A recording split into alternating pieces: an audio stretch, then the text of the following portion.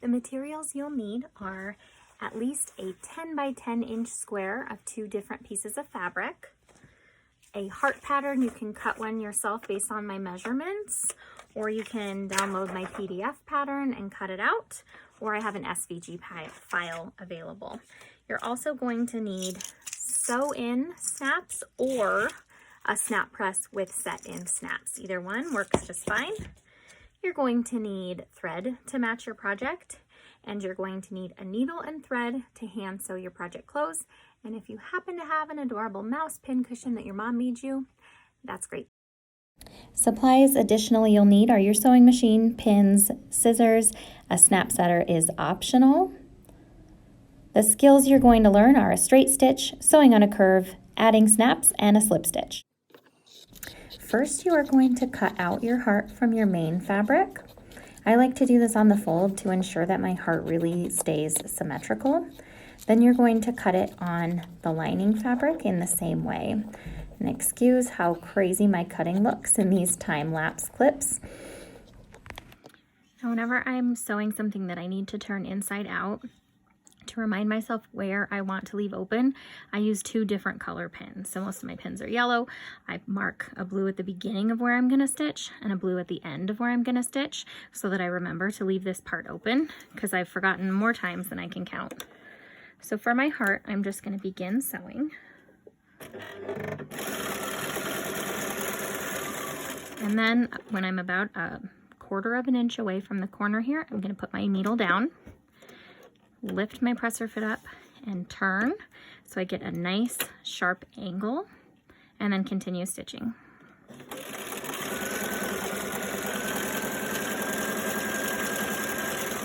I'm using my left hand to really move the fabric so I can go easily around my curve.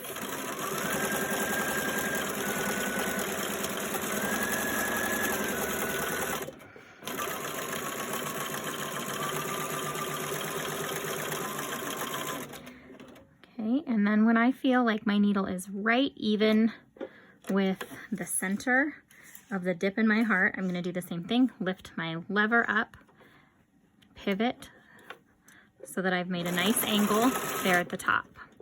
I might need to go a little more slowly around my curves to make sure that I'm really able to use my left hand to push and keep my seam allowance straight.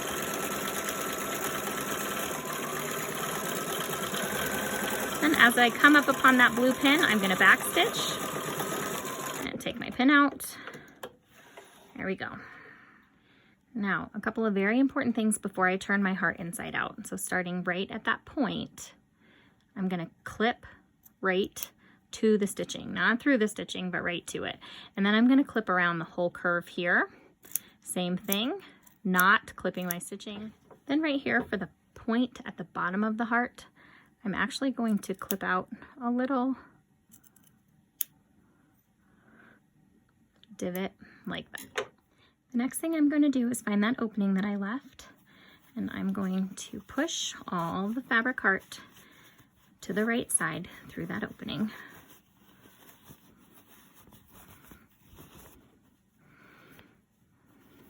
I'm going to take my point turner. You could also use like the back end of a pen or something if you don't have one.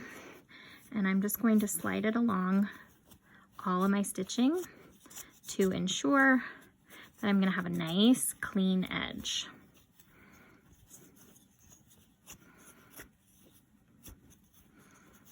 Now that I've used my point turner to make my seams nice and smooth, I'm going to iron to make really crisp seams.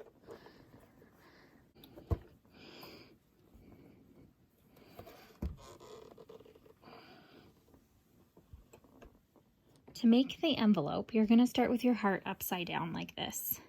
And you're going to fold the heart in like this.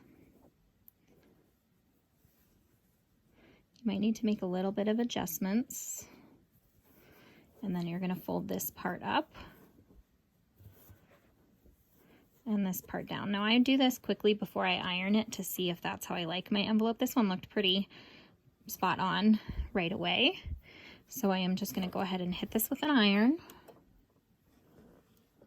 I do want to use a lot of steam to make sure I'm getting really crisp lines because I want this to easily fold in and out. Go back the other side. Careful, it does get really hot. Back up.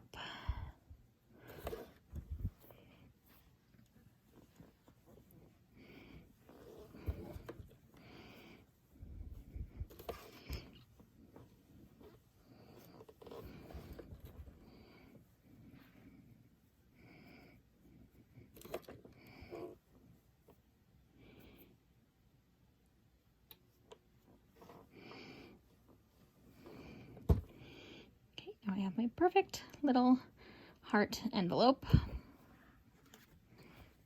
going to show you two different ways you can put snaps in this. If you have some sort of snap setter, then the first way you might do it is with these colored plastic snaps. So I'm just going to kind of push this through where I think I want it.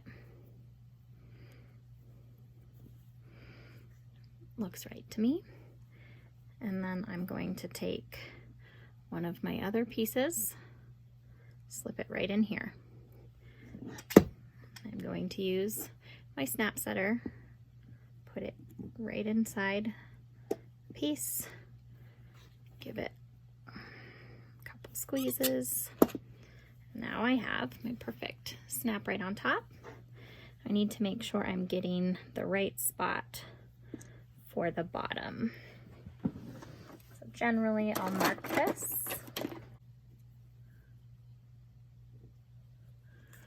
Now that is where I'm going to want to make my hole.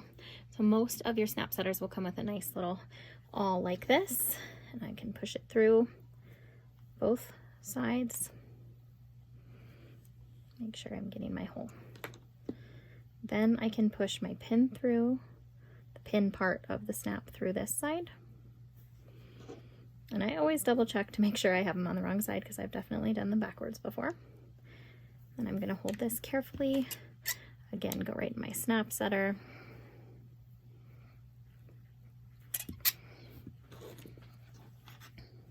So now I have my nice heart that I can fold up and snap closed. Okay, and while I love my snap setter, and it is fairly inexpensive, it is not something you need to run out and buy for a little project like this. You can also get these little sew-on snaps. They're really easy to use.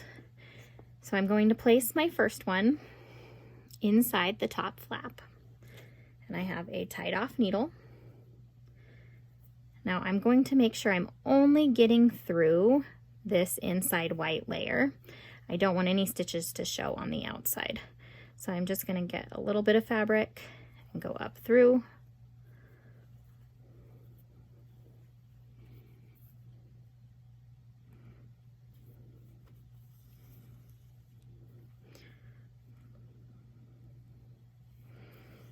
And I'll probably go around again just because this is going to be opened and closed, but it's definitely not something like, you know, clothing or jacket or purse or wallet that's going to be opened over and over again. This is more of a novelty.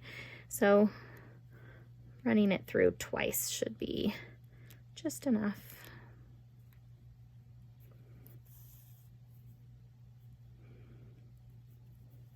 And again, you can see that I'm not getting it through the red fabric at all.